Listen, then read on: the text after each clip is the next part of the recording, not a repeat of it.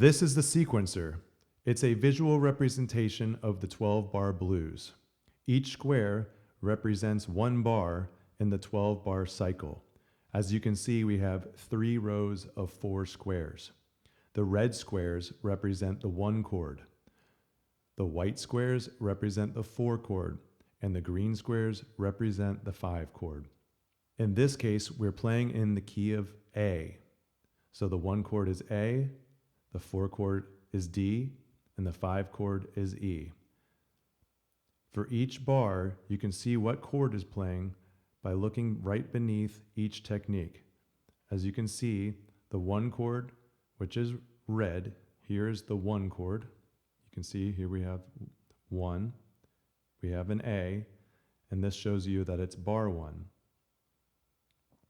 If you play through the sequencer, each bar is highlighted as we go.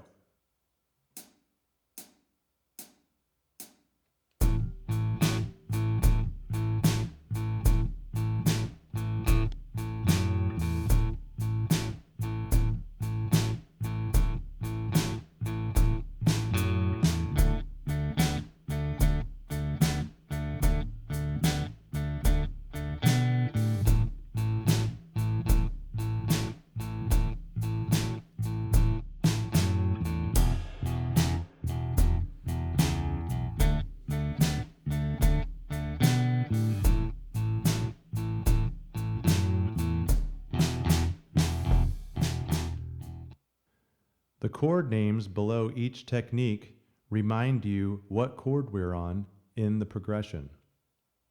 This sequencer is from a dominant 7th lesson. It basically is just showing you what chords are played when during a 12-bar blues progression through the key of A. But most lessons will not have the chords as the technique. In this sequencer arrangement, we have technique names over each bar. These are the suggestions for techniques you should play over each bar. For bar 1, we would play a lick using the minor pentatonic scale. For bar 2, we would focus our phrasing around the blue note. For bar 3, we would play some A7 chords in different positions on the neck. For bar 4, we would target chord tones from the A7 chord. For bar 5, we would play double stops around the 3rd interval. For bar 6, we would play triplet phrasing around the D chord. For bar 7, we would play double stops using 4th intervals from the A chord because we're back on the A. For bar 8, we would do a scale run over the A minor pentatonic. For bar 9, we would play chord tone pairs, which are basically just double stops from the chord tones. From which chord? That's right, the 5 chord, which would be E in this case. For bar 10, we would play double bends from the 4 chord. Over bar 11, we would use a turnaround that uses 6ths, double stop 6ths from the A chord, and finally, over bar 12, we would simply play a turnaround. Now don't worry too much about the techniques right now. You're going to go through the lessons and learn each of them. When you press play, you'll hear the count-in followed by the backing track that you selected.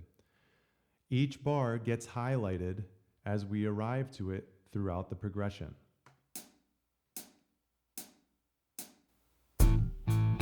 Right now we're on bar 1. You can see bar 2 is highlighted now. Now we're on bar 3. Bar 4. 5, 2, 3, 4, 6, 2, 3, 4, 7, 2, 3, 4, 8, 2, 3, 4, 9, 2, 3, 4, 10, 2, 3, 4, 11, 2, 3, 4. Turnaround. That's the sequencer, your roadmap through the 12-bar blues. It shows you what to play, when to play, and where you are in the form. Now let's use it to practice these dominant seventh chords.